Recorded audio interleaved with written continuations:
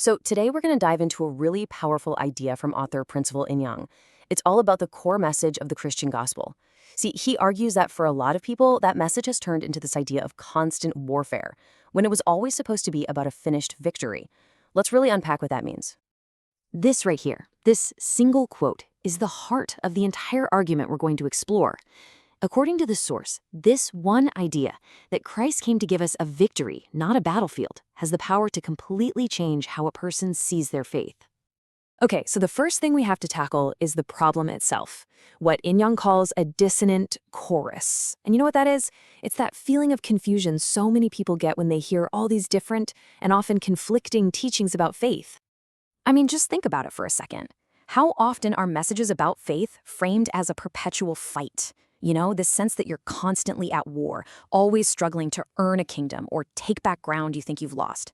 This viewpoint is incredibly common, but the source material says it's not just common, it's deeply flawed. And this is where you can see the two perspectives side by side, and wow, are they different?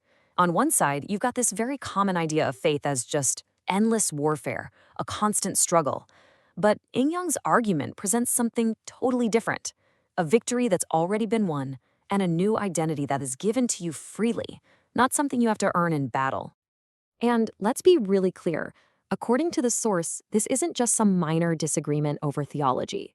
No, this is seen as a fundamental, even dangerous misconception. Why? Because it can lead to total exhaustion, a ton of confusion, and has people focusing on completely the wrong battle.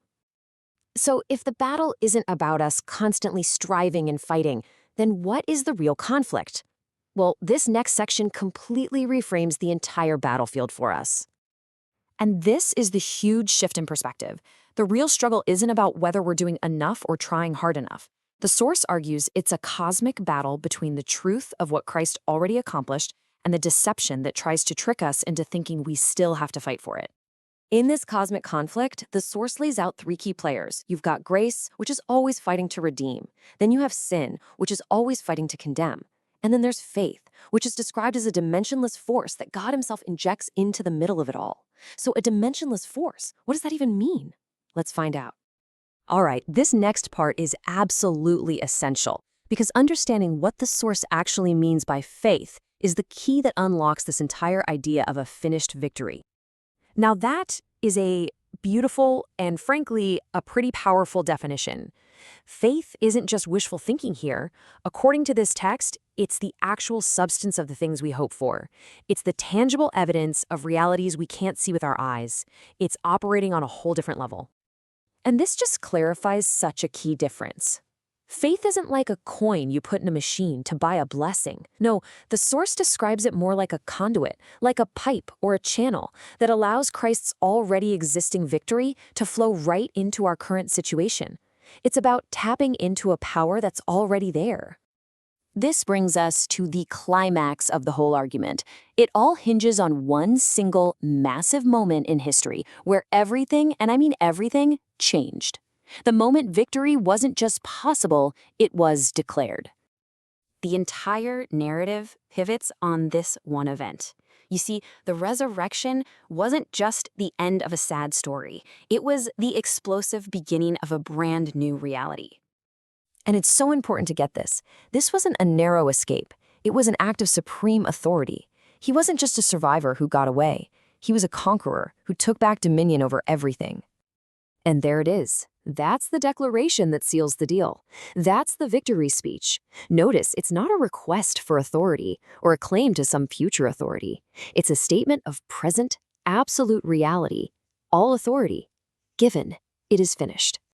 Okay, so what does this declared victory actually mean for people today, right now? How does it change who you are and what you do?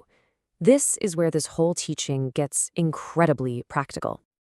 So you can see the logical flow here, right? Because of this declared victory, first, the old reality of striving and condemnation is gone. It's passed away. Second, a new reality of grace is here. And that means believers aren't fighting for a position anymore, they're operating from one, what the source calls settled dominion. And this all leads to a new role, not a frantic fighter, but a redeemer. This really puts the two mindsets head to head. You have the exorcist mentality, which is all about frantically wrestling with a foe who's already been defeated, which is exhausting and, frankly, pointless. But then you have the redeemer reality, which is about calmly and confidently operating from a victory that has already been won. And so it all comes down to this incredibly direct and honestly freeing command. The fight, as you've been taught to see it, is over. The struggle to get something that's already been given is done. And this is the other half of that command. It's a call to shift your entire posture from one of desperate striving to one of confident receiving, to actually inhabit the reality of the victory that is already yours. And that's really the question that this whole thing leaves us with. It's a profound question, one that kind of challenges us to take a hard look at our own perspective, our own daily reality. Are we stuck on a battlefield that doesn't exist anymore? Or are we walking in the freedom of a victory that was decisively won a long, long time ago?